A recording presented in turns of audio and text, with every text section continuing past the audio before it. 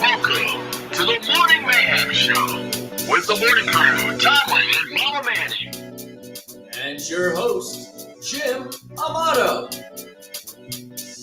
Good morning, Woodland, and welcome to March 15th, the Ides of March. Yes, I did not forget. And a Friday, and maybe some trivia this morning. We'll see. Tomorrow is going to be the WRHS Dance Team's Dance Clinic. It is going to be on Saturday. You're going to learn some of the techniques of dancing, some of the conditioning they do, and get them ready to be NVL champions once again. So if you're looking to get involved with the dance team, it's a perfect opportunity to get started. I don't think we have too much going on after that. Don't forget to listen to us every morning at 7 a.m. on Instagram and, Facebook, YouTube. And even if we're away, even if we're off in New York, we will carry on the show live from there. And I think we do have most of the audio issues worked out from yesterday, but I think we're doing better. Today in history, like I had said, it is the Ides of March. Today is the day that Julius Caesar was stabbed, from what we have on record. That's assassinated by the rest of Congress. The Roman Senate? Congress. What is wrong with you? There's nothing wrong with me. It's the Roman Senate, not Congress. It was the Roman Senate. Actually, it was Brutus, because that's why it's also considered National Brutus Day. Stab your friend in the back day. Brutus, Cassius, Casca, Good Trebonius. Yeah, but I don't think he was so worried about the other guys. It was et tu, Brute, and you, Brutus. Brutus was possibly his illegitimate son. What? Was he on the Maury Povich show? What happened? Yeah, there's rumors that Brutus was actually Julius Caesar's illegitimate son. That's part of the reason why Brutus was swayed this way. Oh, to stab him, because they were close at one point. Caesar had pardoned Brutus, Cassius, Casca, and all the rest of them during the minor the struggles against Pompeius Maximus. He had pardoned them and brought them back into government, and then they turned on him and killed him. Wow. All right. So that is not in the Shakespeare play. No. Don't get into that part of it. No, so. your history of Shakespeare is I missed that part. It's also the day that Christopher Columbus returned to Spain in 1493. I know it's like in 1492, Columbus sailed the ocean blue. In 1493, home came he. I guess that's how it goes. I like it. Yeah. I didn't know he ever made it back. I just knew in 1492 he sailed around. I figured he was four still times. sailing. Yeah, Went back and forth 4 times. 4 times. Didn't even know he ever went home. That's how we got the party started, and that's how we get the day off in October. Yeah. Today's famous birthday is Ruth Bader Ginsburg was born today. RBG. And today's national days are pretty interesting. We have the Red Nose Day, National Red Nose Day, that was originally to raise money for food relief. Comic Relief did it for food relief for Ethiopia, and it became such a big thing in a telethon in the United Kingdom that they started doing in the United States around 2015. That's why sometimes you'll see people wearing red noses on March 15th. It got to be such a big telethon that they decided to do it every other year. So it's no longer celebrated on every year for the telethon, I believe. But Red Nose Day is every year. And one of my favorite days, it's napping day. To remember to enjoy Isn't that every day? the nap. There's nothing better than just good 20-minute shut-eye. Sometimes I get home in the car and it's just like, I don't want to go in right now. I just turn the car off, lean back a little bit, 20-minute nap. Talk about your Tesla. Take a nap on the ride home. Oh, yeah. No. Yeah. Wow. I should get a Tesla. That'd be perfect. But yeah, that is it. It is nap day. So, but do not do that in your classes. Wait till school is over. Or while driving. Or while driving, unless you have a Tesla. I don't think I see any Teslas in the parking lot.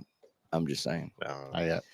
Let's go over to the sports desk with Mama Manny, who's not here today, so I'm going to cover for her. And I have 2 big news stories. One, that UConn's men beat Xavier in the first round of play. They're 87-60. I didn't get to see the game. Mr. Decker, did you guys see the game? Oh, yeah. I had that in my study hall. there. We had a good group watching, supporting the Huskies do their thing. All right. How do they look going into the next round? Who did they pick? Or I we don't think know they until play St. today. John's. No, St. John's won last night, so I think They did, play okay. St. John's this evening, and they look good. All right. It'll be a tough team to beat. And just like any March Madness, we had the Woodland Classic, and I believe the overall winner was the Munch Bunch, who took it all. Boy. Oh boy, I'm going to hear that in advisory today. Is that your crew? Mason Master Peter, I think it was part of the Munch Bunch. There you go. So the Munch Bunch, congratulations to you. Maybe we'll have them on the show next week to tell how they train to get ready for the grueling competition that is the Woodland Classic. and that's the sports. Over to the news desk with Tomlin. Morning. A couple top stories for you. First off, judge rejects bid by former President Donald Trump to throw out his classified documents case on constitutional grounds. Russians are going to the polls today voting for a new round of elections to see who will become president of Russia. Nail biter there. It most definitely is. Vladimir Putin is the predicted winner. All the remainder of the individuals who may or may not appear on the ballots are very small named individuals. His major opposition being either in exile or living outside the country. Yeah, that makes it a little easier. Yeah. It's called clearing the field. No comment. He's a good farmer. McDonald's had a major system outage globally, where apps were not working and even electronics within the company was not working. So, but good news, most McDonald's have been restored globally. Oh, thank goodness. Yeah. I don't know how my day would go on with my good news for you, McDonald's coffee. Coffee. Suspected attack. Hey, look who's back in school. Yasmeen. That's breaking news. Yasmeen's back in school. Suspected attack by Yemen's Houthi rebels strike a ship in the Red Sea, though the crew is reportedly safe. Stanford fires men's basketball coach Jared Hess after 8 seasons. No comment. No comment. No comment. Do they play basketball at Stanford? I don't know. Yeah. Following from a report from yesterday, U.S. lawmakers see TikTok as China's tool, even as it distance itself from Beijing, following the House Representatives passing a resolution banning it from America. Anticipated to be taken up by the Senate, probably never. Yeah. Okay. And there's your news. I love how efficient the government runs. They know what they're doing. They do. I think that's the problem. They know what they're doing. Actually, there was a report out today for the first time ever, more federal employees live outside Washington, D.C. than in D.C. So maybe they do know what they're doing. Well, it's super expensive to live in D.C. Yeah. And most federal agencies no longer, they're not 100% back yet. So. And that's news with Tomlin. Our guest this morning is Yasmeen Galal, and I'm going to go through just a list. If I miss anything, feel free to jump in at any time. She is the valedictorian. She has been awarded the Connecticut Association of Public School Superintendents Award. She's in the United States Senate Youth Program. She's the vice president of the Woodland Regional Student Government and the president of the Connecticut Association of Student Councils. Is that all of them? What did I miss? You missed a couple. I did. You missed a couple. Yeah, we've got Cook Scholar out there. Cook Scholar. Yeah. Okay. Go ahead. And then we've got State Board of Ed Rep for Connecticut. Okay. Robotics programmer for that. Keep writing. Come on, keep writing. Keep writing. You need more pages. And then we've got We don't have enough time here. And, Connecticut and- Equity Board, and we'll leave it at that. That's sassy. Sassy, yeah. Well, I guess my first question will be, where do you find the time? Well, sometimes I don't, and sometimes that means, not getting too much sleep on a certain night. But for me, I think it's really trying to balance everything. So I make sure I allocate enough time for X, Y, and Z. So robotics takes up most of my time. So I kind of build my schedule around that, since I'm usually there from 6 to 9 p.m. every night. And then I kind of work everything around that from there. So what are we working on in robotics? What is your design, your plan that's going forward in robotics? We'll start there. So every year there's a new game that drops, and this year's game involves launching a note, which is just a circular ring, into an amplifier or into a speaker, which is basically a big slot, and it's a basketball-sized field, basketball court-sized, and then the robot has to like a full basketball course. Okay. Yep. So then the robot's around 120 pounds, and it has to intake that note and then shoot them, and you work with 2 other teams and compete against 3. Wow. How many people are on your team? We're a smaller team, so we're around 5 kids, but most FIRST robotics teams are around like 30 kids. 30. Okay. All right. All right. Do you each have individual jobs on there? Yeah, so Alright. me and fellow Woodland student Charlie Hughes were the programmers, so we work on the autonomous portion because the first 15 seconds of any game is controlled completely by code. You don't touch the controller at all. So we work on that and then programming our controllers, and then other people work on more of the outreach and then mechanics. Do you have to build the robot there, or how's that? Yeah, so you build it you have 6 weeks to build it, and then you have 6 weeks of competitions, basically. Can you use any material, or do they drop off like a box of spare parts and they're like, build? So for FIRST robotics, you can, but for the other robotics team I'm on, Vex Robotics, they have a set like kit of parts that you have to pick from, and that's much smaller robots, so you have a little less freedom with that.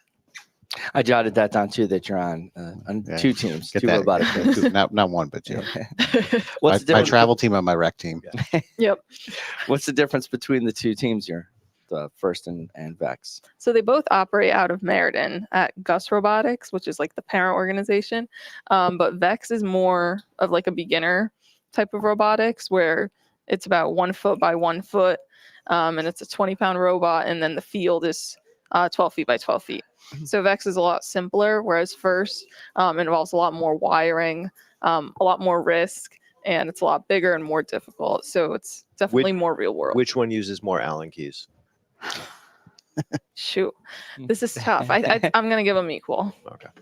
All right. So you're planning on going into the engineering field, the programming field, the robotics field. Where are plans taking us? Sky looks like it's the limit right now. I'm thinking something involving both robotics and policy, or both in like tech and policy.